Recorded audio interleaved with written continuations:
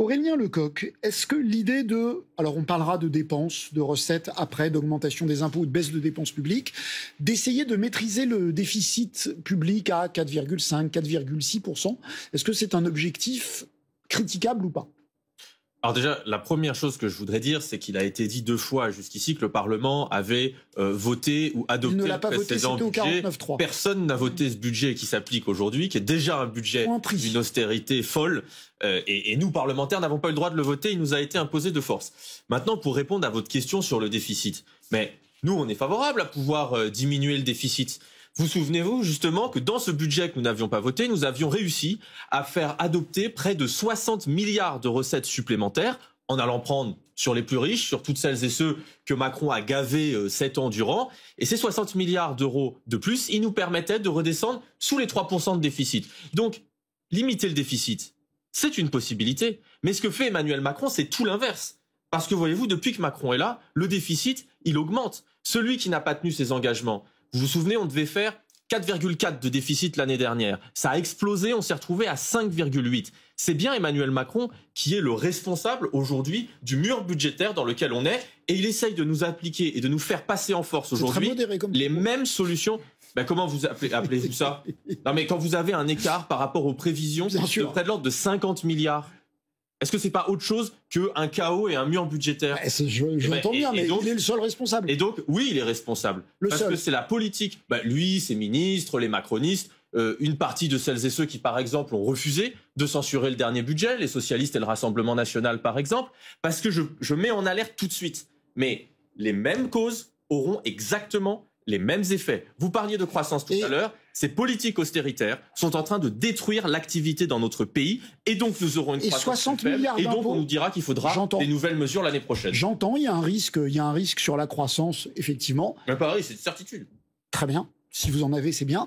60 milliards d'impôts, pour le coup, il n'y a aucun risque sur la compétitivité. Écoutez, est-ce que vous avez vu, vous, une progression de la compétitivité depuis qu'Emmanuel Macron donne 60 milliards, justement, de cadeaux fiscaux par an aux plus riches? Oui, on a vu une progression. Je vous le dis, c'est pas le cas. Il n'y a pas eu de progression. Il y a eu un solde budgétaire qui ne s'est pas amélioré. Non, mais je vais vous dire. Mais il y a eu une progression de la compétitivité. Non, aujourd'hui, la productivité, la France est de plus en plus attractive. La productivité. L'attractivité de la France, elle vient de la compétitivité ou pas? L'attractivité de la France aujourd'hui pour des capitaux qui ne produisent ni emploi ni richesse, ça n'a aucun intérêt. Voilà la réalité. La réalité, c'est que le chômage va continuer à augmenter. 60 milliards d'impôts supplémentaires, il n'y a aucun risque sur la compétitivité. Il n'y en a pas, et je vais vous dire pourquoi. Parce que la réalité, c'est qu'on a gavé les plus riches dans ce pays à coups de dizaines, voire de centaines de milliards d'euros. Rendez-vous compte, Emmanuel Macron, depuis qu'il gère l'économie de ce pays, c'est-à-dire en 2014, lorsqu'il est devenu ministre, c'est 454 milliards, près de 500 milliards d'euros que Emmanuel Macron a offert en exonération de cotisations sociales, en baisse d'impôts aux plus riches de ce pays. Depuis ce moment-là. Il y a la taxe d'habitation, il y a la redevance. Vous avez raison. Prenons les exemples. La taxe, d'accord, mais c'est pas. Enfin, vous pouvez pas dire que c'est dans les baisses d'impôts, ce ne sont que les plus riches. Je vous réponds rapidement, par exemple. Mais c'est vrai ou c'est pas vrai ? La taxe d'habitation. C'est les classes moyennes, ça. 50% de la taxe d'habitation, à savoir 9 milliards d'euros, bénéficie aux 20% les plus riches. La redevance, les Français la payent plus. Donc, la réalité, c'est que l'immense masse, je vous ai fait la démonstration sur la taxe d'habitation, sur la redevance, ce sont des sommes qui sont beaucoup plus faibles. L'immense masse de l'argent qu'Emmanuel Macron a offert est passée chez les plus riches. Et d'ailleurs, j'en prends pour ça 2 preuves.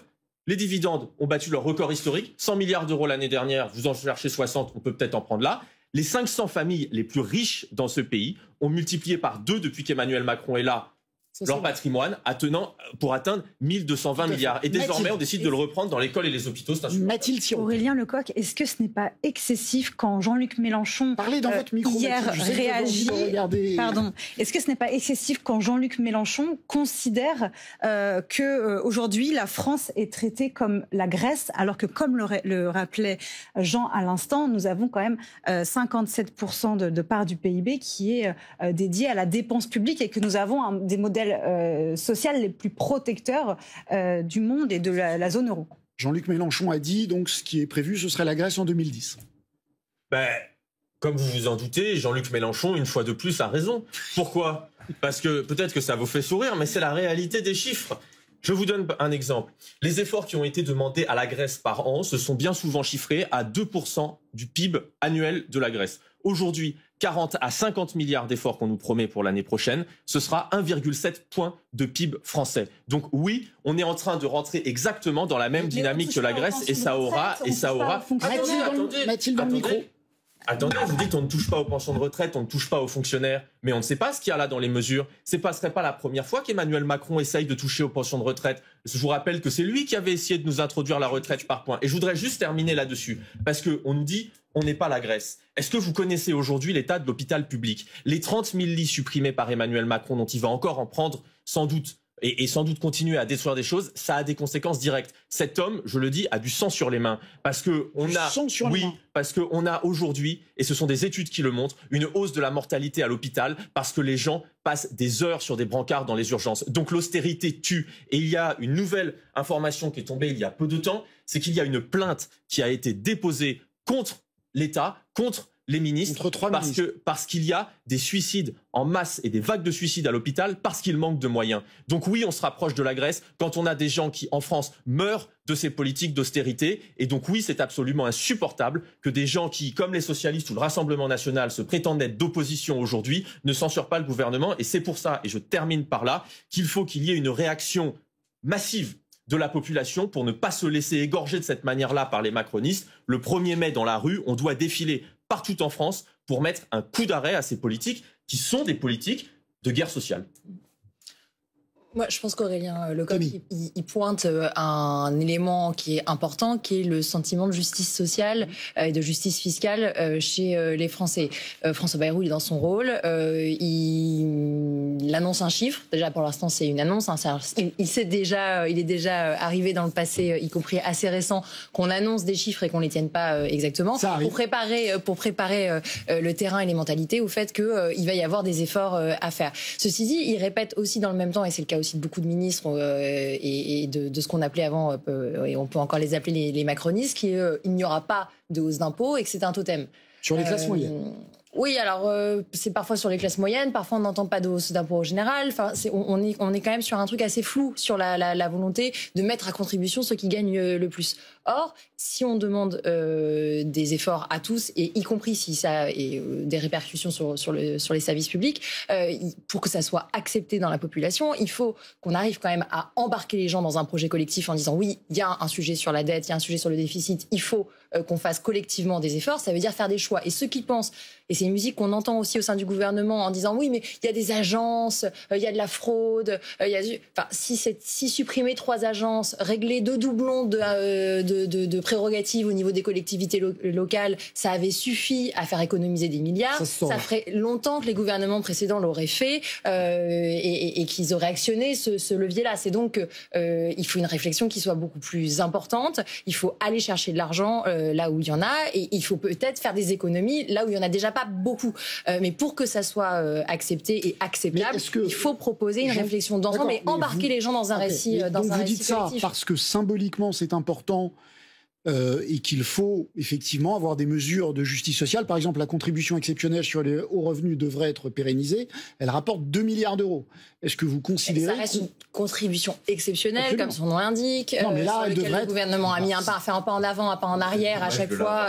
Est-ce que vous considérez que les efforts nécessaires ne peuvent être faits que sur les impôts, comme le dit monsieur, ou qu'il faut un mélange des deux?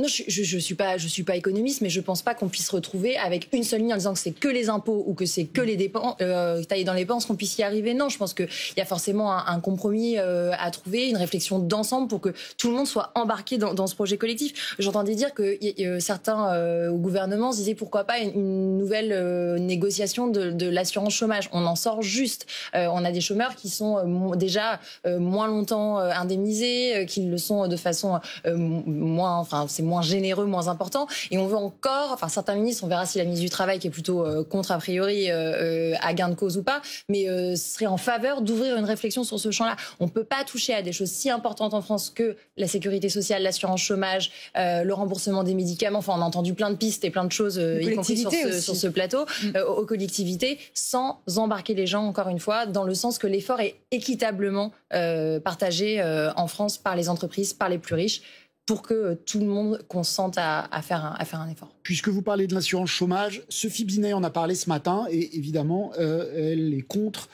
de renégocier cet accord. La piste d'une réforme de l'assurance chômage, c'est une honte au vu du contexte et au vu des 4 réformes précédentes de l'assurance chômage qui ont dégradé les droits des privés d'emploi. Dans le contexte de guerre commerciale que nous vivons, il faut de toute urgence mettre en place un moratoire sur les licenciements. Ça fait 1 an que la CGT alerte et que la situation ne cesse de se dégrader. Il y a 1 an, on était à 130 plans de licenciement. Aujourd'hui, on est quasiment à 360. C'est notre industrie qui est en train de plier bagage. Il faut que le gouvernement prenne des mesures d'urgence. Jean Garrigue, vous vouliez réagir? Oui, alors, je suis tout à fait d'accord sur cette idée d'un narratif qui puisse, et non seulement d'un narratif, mais d'un projet qui puisse embarquer tout le monde. Ça me paraît effectivement une nécessité. Et dans cette mesure, par exemple, s'engager à ne pas augmenter les impôts sur les classes moyennes me paraît une nécessité absolue. La question est aussi, effectivement, que ces économies-là ne pèsent pas de manière indue sur ces classes moyennes et sur... Mais on est aussi obligé de prendre en compte la question de la compétitivité des entreprises. Je veux dire, c'est un débat qui a 50 ans. Moi, depuis que je suis tout petit, c'est le débat qui a opposé la gauche et la droite depuis toujours. Mais c'est quand même un débat, c'est un vrai questionnement. On ne peut pas impunément taxer le patrimoine des chefs d'entreprise sans obérer leur compétitivité. On est obligé de tenir compte de ça. C'est pas moi qui le dis, c'est les économistes, les gens qui connaissent... On taxe leur patrimoine si on taxe pas l'entreprise. On taxe le patrimoine de Bernard Arnault. Bien sûr. On taxe le patrimoine de Bernard Arnault d'un chef d'entreprise. Les plus riches, ils ont les moyens de faire des montages fiscaux qui font que... Ça ne va pas forcément nuire à la compétitivité de l'entreprise elle-même. C'est pourquoi, moi je ne suis pas du tout là pour défendre la politique de l'offre plutôt que la demande. C'est pourquoi ça me paraît évidemment, indispensable d'avoir des mesures, y compris symboliques, qui s'attaquent aux super riches. Car le fait est là, les inégalités se sont creusées. Pardon, c'est technique, mais sur les revenus, des particuliers ou des entreprises. Pourquoi pas des entreprises mais tout ça fait partie de négociations. Et j'en viens à la question de la négociation. Donc j'en viens à la question de la méthodologie de négociation. Ce que je trouve intéressant là, d'après ce que je vois, peut-être que je me trompe et que je suis naïf, mais je vois une méthodologie qui est différente de celle qui a été employée, par exemple, sur la crise des retraites, etc. Alors, est-ce qu'on va nous refaire un conclave avec l'issue vous croyez vraiment qu'en discutant, on va trouver 40 milliards d'euros? C'est des décisions politiques. Soit on fait, voilà, un moment, il faut prendre des décisions politiques. C'est comme le conclave. Oui, mais je pense que ces décisions politiques ne peuvent pas tomber d'en haut, que dans un sens ou dans l'autre, et qu'elles doivent tenir compte des partenaires sociaux, des collectivités locales. Je vois que pour l'instant, il est question... Ils sont pas contents les collectivités locales. Mais je dis pas qu'elles sont contentes, mais je dis qu'elles vont être sollicitées. Et à mon sens, demain, elles ne vont pas, elles ont décidé tout à l'heure, il y a eu un communiqué de l'AMF disant qu'elles ne participeraient pas demain à la conférence. Je le déplore de la même manière que je déplore, par exemple, que la CGT ait quitté le contrat. Lorsqu'il a été question de demander un effort aux retraités, dont le niveau de vie est supérieur à la moyenne du reste de la France, ça a été un peu plus compliqué. Non mais, moi je veux bien qu'on parte sur l'idée, on fait payer les riches, comme le disait Georges Marchais il y a 50 ans. C'est possible. Prendre l'argent là où elle est. C'est pas qu'on les fait pas, c'est même pas la question de faire payer les riches. C'est de leur demander, à la limite, leur juste dû. Vous parliez par exemple des multinationales. La notion de juste est une notion, c'est moral. Attendez. Non. Moi je propose par exemple, à minima, que l'on fasse payer aux plus riches de ce pays et aux grandes entreprises les impôts qui sont censés s'appliquer. Parce que voyez-vous, la réalité, c'est qu'aujourd'hui, les plus riches payent moins que les autres. Si vous prenez les 0,001% des plus riches, 300 foyers aujourd'hui en France, eh bien ces gens ont une imposition globale qui est de l'ordre de 2%. 2%. Quand tous les Français payent beaucoup plus. Lorsque vous prenez les multinationales, c'est exactement la même chose. Par exemple, si l'on décide demain d'imposer les multinationales sur les chiffres d'affaires réalisés en France, c'est-à-dire pas un impôt supplémentaire, juste l'impôt qu'elles devraient payer aujourd'hui, et bien rien que cette mesure-là, c'est 23 milliards d'euros. Chiffre d'affaires ne veut pas dire... Il ne s'agit même pas là... Alors, on peut faire beaucoup de chiffre d'affaires... Oui, mais toutes les autres... dire un mot ? Oui, on peut faire beaucoup de chiffre d'affaires sans gagner d'argent. Tout à fait.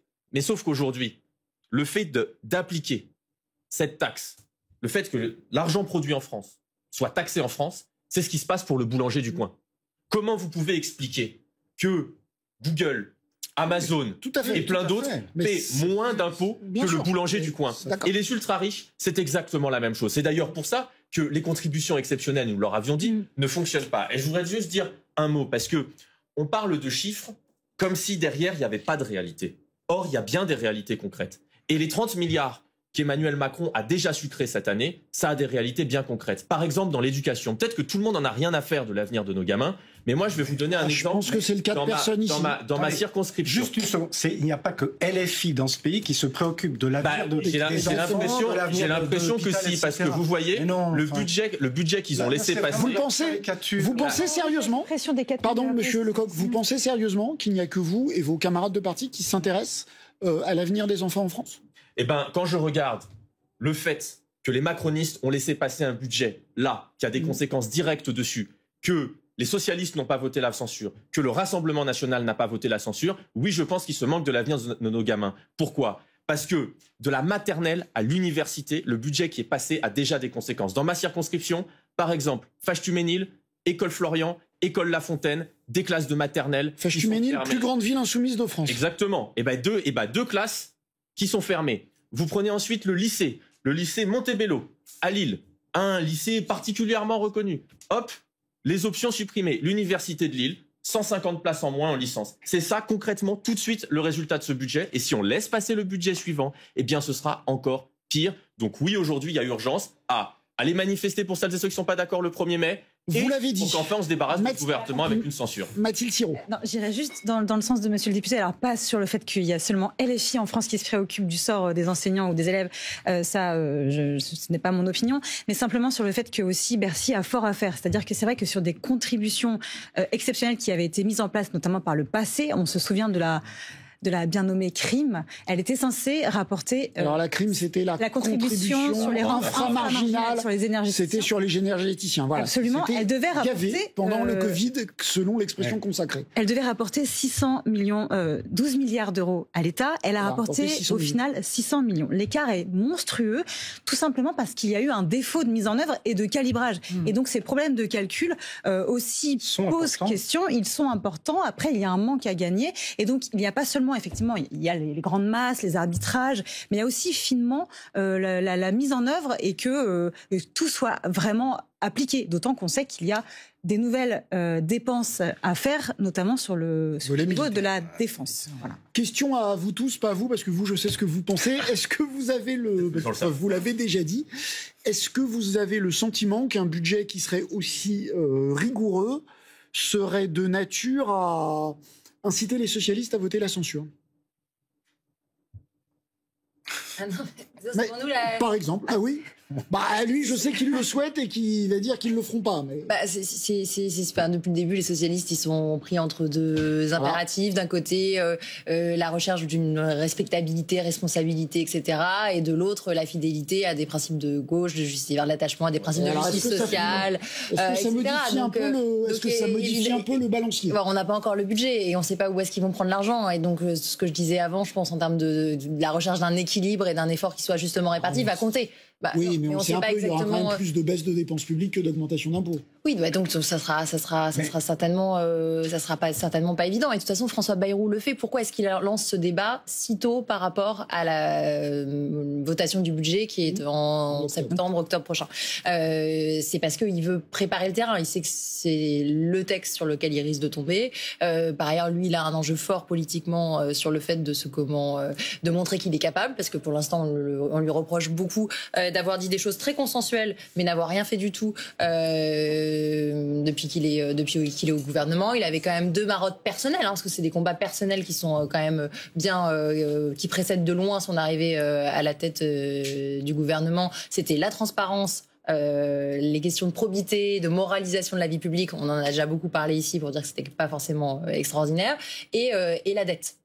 Qui est un combat ancien, qu'il a porté lors de campagne d'élection présidentielle, etc. Si il est absolument incapable de reprendre une trajectoire qui soit plus favorable que celle qu'on emprunte en ce moment, il sera jugé très sévèrement. Sur les autres aspects, il n'est pas capable de toute façon d'avancer faute de majorité claire. Donc il est attendu. Sa cohérence à lui, historiquement, c'est la réduction des dépenses publiques. Il faut pas se leurrer. Après, à lui d'essayer de trouver précisément un consensus, une convergence, notamment avec les socialistes. Il l'a trouvé avec le conclave en juin. Est-ce qu'il va trouver autre chose là pour dissuader les socialistes de voter la censure? Les socialistes, une deuxième fois. Il me semble que les socialistes ont d'autres paramètres. Ils vont avoir un congrès bientôt. Je pense qu'ils sont sur d'autres. Donc non, vous dites. Malgré la sévérité de la potion, si je puis dire, ils ne la voteront pas. Mais je pense pas que ça soit aujourd'hui véritablement le principal déterminant. Les attaques, elles viennent aussi des Républicains. Il ne faut pas oublier. Par ailleurs, il a des attaques en ce moment très dures de la part des Républicains qui veulent, qui a priori censureront pas, mais qui peuvent lui rendre toute la négociation pré-budget. Absolument impossible. Donc on est dans une équation qui n'est pas. S'intéresser à l'avenir de l'école, tous les autres sont prêts à la laisser se sacrifier. Non, si François Bayrou, si François Bayrou commence, à avoir un cœur, les autres non pas. Si François Bayrou commence dès maintenant les discussions politiques sur ce budget, c'est parce qu'il a identifié un risque politique par rapport à une éventuelle censure des socialistes. Comme Jean le disait, il y a un élément qui est le Congrès, à savoir est-ce que ce sera toujours Olivier Faure qui sera à la tête du Parti socialiste en septembre ou pas. Ça va se décider dans les prochaines semaines. Et un deuxième élément, au moment du prochain budget à l'automne, on sera quelques mois avant les élections municipales.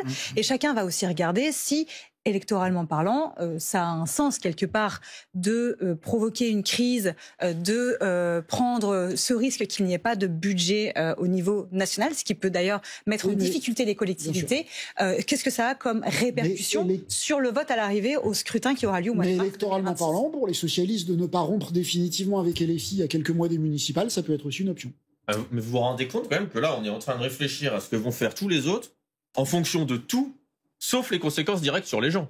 C'est-à-dire que vous êtes en train d'expliquer, c'est ce que vous expliquez vous. Vous êtes en train d'expliquer qui dans cette conversation, le premier, a dit 2 fois les socialistes n'ont pas censuré. Oui. Il me semble que c'est vous. Non, mais ce que je dis là, c'est que c'est aussi quelque chose qui vous intéresse. Je contredis pas ce que vous dites. Ce que je dis et qui est très intéressant, c'est que vous êtes tous sur ce plateau en train d'expliquer que les considérations sur la censure et donc sur le fait d'empêcher ce budget, c'est d'un côté des histoires de congrès, de l'autre côté des histoires d'intérêt pour les municipales, d'autre côté des histoires de pouvoir garder sa place au gouvernement du côté des Républicains. Et donc ça veut dire que toutes ces formations politiques se moquent de la vie des Français, je le fais juste remarquer. Mais on peut aussi la politique, par ailleurs, c'est pas un gros mot, vous faites aussi de la politique. Mais nous, on tient, bien sûr, mais nous, on tient nos engagements du côté de nos électeurs. C'est-à-dire qu'il faut quand même se souvenir que ce budget, cette politique mise en place, elle n'a pas été adoptée devant les électeurs. Vous l'avez dit aussi. C'est vrai, j'ai dit beaucoup de choses, vous avez raison. Pardon, juste 2 secondes. On peut aussi intellectuellement imaginer qu'une autre solution que celle de LFI est possible, que les sociodémocrates qui ne sont pas tout à fait LFI ont peut-être aussi, eux, en tête ce que pourrait être justement une politique de rigueur, ou appelons-la d'austérité, qui permettrait de résorber une partie de la dette, ce qui aurait peut-être des effets aussi positifs. Alors, vous me direz, c'est ce on pourrait appeler ça du ruissellement, mais là, en l'occurrence, on est dans une urgence budgétaire. Absolument. Et on peut imaginer qu'aller dans cette direction peut aussi avoir des conséquences positives. Moi, je ne suis pas apte à en juger et je ne suis pas sûr non plus que le mot de la fin pour Camille le soit plus que moi. Non, je reconnais que ce débat est très politicienne et qu'on passe un peu à côté. Non, parce qu'on passe à côté pour le moment, on verra il y a quelques mois, sur intellectuellement l'occasion, la chance d'avoir aussi un grand débat de société sur où est-ce qu'on met l'argent public, comment on l'investit. Et par exemple, sur la question, moi, il y a une des questions que j'aimerais entendre plus souvent, c'est la question... Non, c'est pas l'écologie, je vais vous surprendre, Gilles. Non, c'est la question de comment on partage la valeur entre les générations. On entendait dire que c'était plus un tabou de dire qu'on enlevait la niche fiscale pour la garde d'enfants. En fait, il y a des tabous. Il y a notamment celui de dire les retraités aisés, quelle est leur contribution à la part de cet effort. Ça a l'air de bouger dans la majorité. On a beaucoup de mal à les entendre là-dessus parce qu'on sait que c'est un de leurs électorats importants. Et ces débats budgétaires devraient être l'occasion d'un débat de société sur où est-ce qu'on veut mettre notre argent. Eh bien, acceptons-en l'augure. Merci beaucoup, Monsieur Lecoq, d'être venu dans cette émission. On passe aux relations entre la France et l'Algérie. Parce